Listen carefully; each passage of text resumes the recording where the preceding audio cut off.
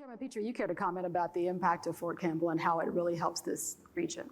Yeah, I mean, think about the numbers, 400 to 500 a month coming out. You think about the economic impact, just money that flows into the region.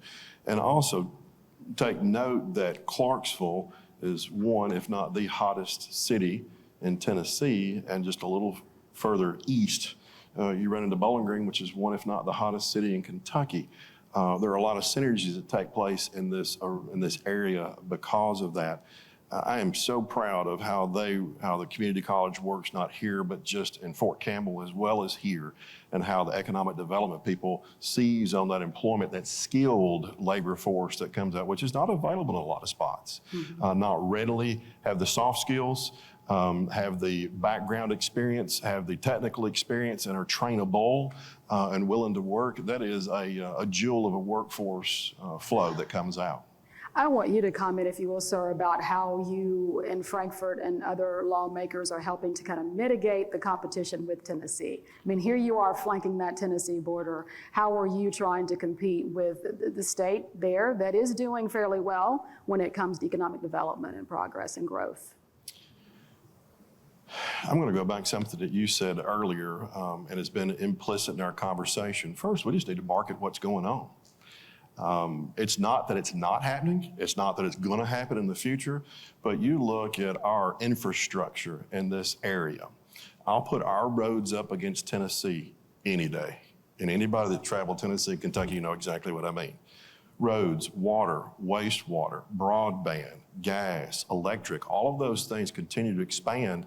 And we are expanding in an area that doesn't have as much population load, which means we're expanding into the future, whereas Tennessee is always trying to catch up.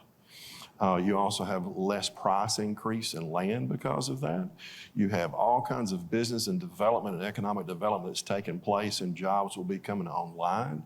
And then a key driver in that, both for the economic development and the ROI for the infrastructure investments because of it, that imaginary border between Tennessee that says tax code.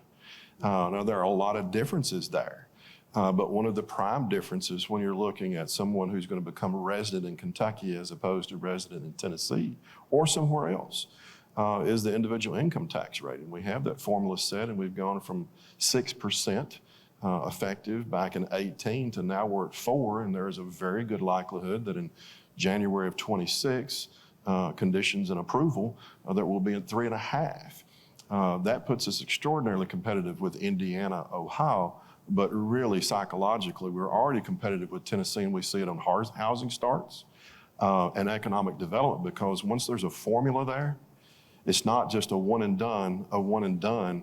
Okay, they have intention at this point. And that's erased a lot. I hope that everyone here that has been around for a few years can look at it and own the numbers. I'm not trying to beef them up. I own the numbers, just the housing starts and the economic development and the interest from other states that see what's happening. Outside investors that come in here because they see what's happening and what's about to happen. That's awesome.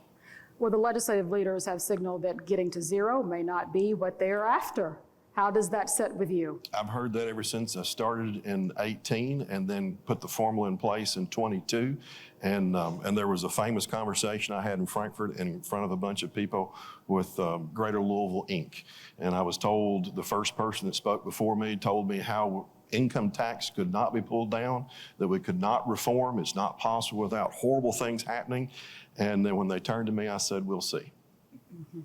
And you'll still say, we're seeing. So I'm not finished, and I think a lot of the General Assembly is not finished.